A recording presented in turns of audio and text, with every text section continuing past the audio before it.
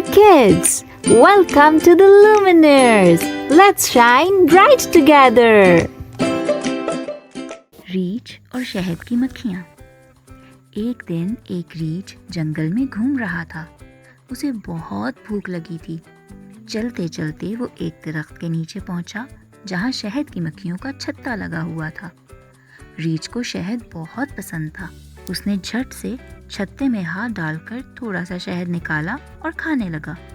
लेकिन जैसे ही उसने शहद निकाला, मक्खियाँ गुस्से से भिन भिनाकर बाहर निकल आईं।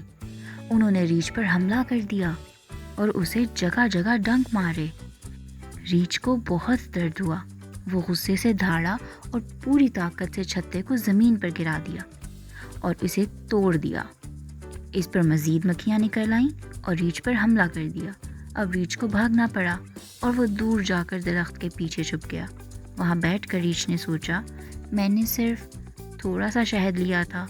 अगर मैं सब्र करता तो मक्खियाँ चली जातीं, मगर मैंने गुस्से में आकर सब कुछ बर्बाद कर दिया और ख़ुद भी ज़ख्मी हो गया।